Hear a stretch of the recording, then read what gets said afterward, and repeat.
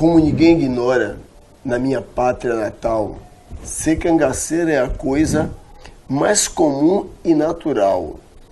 Por isso herdei do meu pai esse costume brutal. Lampião, conhecido como o Rei do Cangaço, tornou-se cangaceiro para vingar a morte de seu pai, assassinado num conflito com a polícia.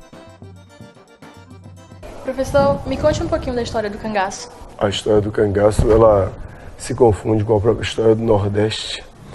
É o processo de colonização, de isolacionismo, a história da violência.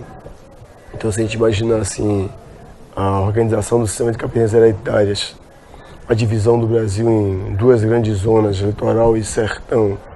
Então, nessa área estratégica do Nordeste, onde vai se desenvolver as fazendas de gado, de criação de gado, essa área ela fica mais isolada da área do recôncavo, da área da capital. E o sujeito que vive aqui, ele vive e convive com a natureza, com os povos nativos, e está em confronto, em conflito o tempo todo. Mas, professor, por que existem as rixas familiares nordestinas? Essa história da violência no Nordeste, ela é uma história que ela se inicia com a disputa pela conquista da própria terra, o confronto com animais, com o próprio sujeito nativo, o índio, mas posteriormente ela se acaba revelando a história de violência de um sujeito colonizador com outro. Então as famílias, elas começam a disputar aqui a terra e o poder. Durante 20 anos, o bando de Lampião exerceu grande poder no Nordeste brasileiro, matando muitas pessoas e saqueando vilas e fazendas. O grupo de cangaceiros era muito temido, pois seus ataques eram violentos e quase sempre repentinos. Se pensarmos no contexto pessoal e social no qual Lampião cresceu, entenderemos por que ele optou pela violência como modo de vida. Mas será que seus atos são justificáveis? E o que seria esse escudo ético defendido pelo professor Frederico Pernambucano, se referindo ao cangaço? Frederico Pernambucano, ele acaba criando um conceito que vai de encontro aos conceitos estabelecidos. Ele tinha sempre uma justificativa aceitável dentro da realidade do sertão. Honrar.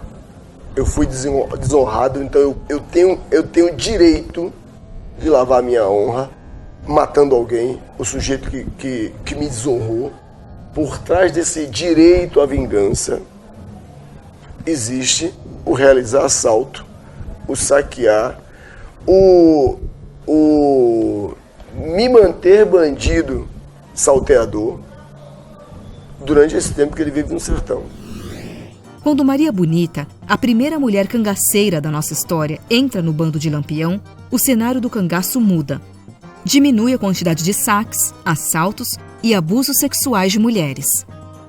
Professor, o cangaço ainda vive no imaginário sertanejo nordestino ou tudo acaba em 1938?